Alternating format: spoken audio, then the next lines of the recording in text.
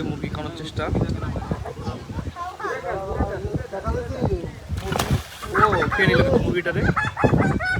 দেখেন কি সুন্দরভাবে কুমির মুরগিটাকে খেয়ে নিচ্ছে, একদম মুখে নিয়ে নিছে। মুরগিটা নিয়ে কিন্তু কুমির ডুব দিছে। আসলে ক্ষুধার্ত ছিল যা মনে হলো। আমি বারবার দেখছি কুমির এখানে কিন্তু সহজে মুরগি খায় না, দিলেই মুখের কাছে দিলেও ফেলে যায়, খায় না।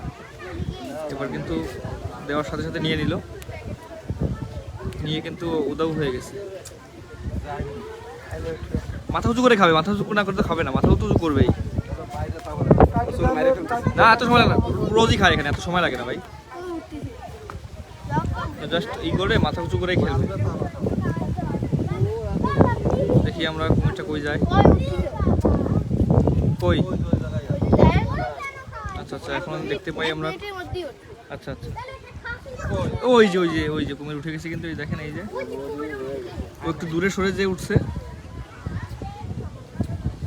মুরগিটা কিভাবে খায় আমরা একটু দেখবো।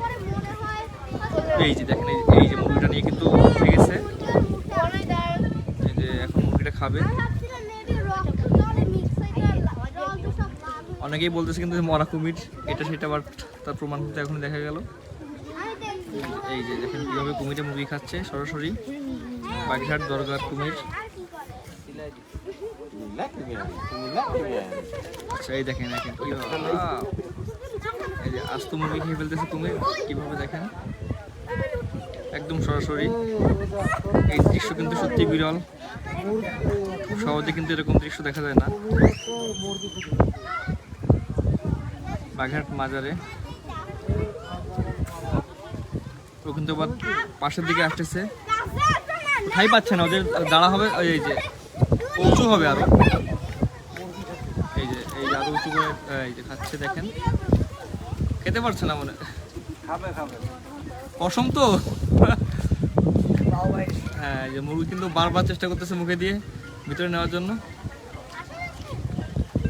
আসলে ও কি দুর্বল? Wow amazing. কুমির দেখতে কিন্তু অনেক দর্শনার্থী ভিড় আছে এখানে, সবাই কুমিরের মুরগি খাওয়া দেখতেছে টিকিতে। এই যে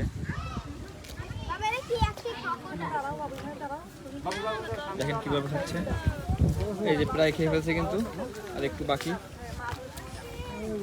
প্রায় খেয়ে ফেলছে। খেয়ে ফেলছে কিন্তু, এই যে ওর মুখে নেওয়া শেষ। লেজও দেখা যাচ্ছে কিন্তু, লেজ পুরো দেখা যাচ্ছে। আচ্ছা ময়লা শ্যাওলা, তো শ্যাওলাও গালে চলে গেছে, এই জন্য এরকম করতে। শ্যাওলা অনেক এখানে।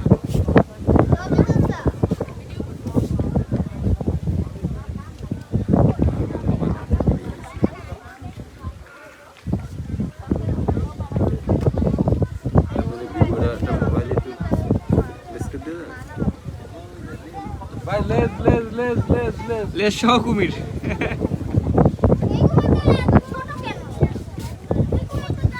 ছোট না, পানির মধ্যে তাই ছোট মনে হচ্ছে, উপরে উঠলে অনেক বড় মনে হয়। উপরে উঠলে তখন আর কেউ থাকবো না সব। কিছুদিন আগে তো এখানে এসে খাইতো, এখানে দিলে মুরগি উপরে উঠে উঠে খাইতো। হ্যাঁ উপরে উঠছে।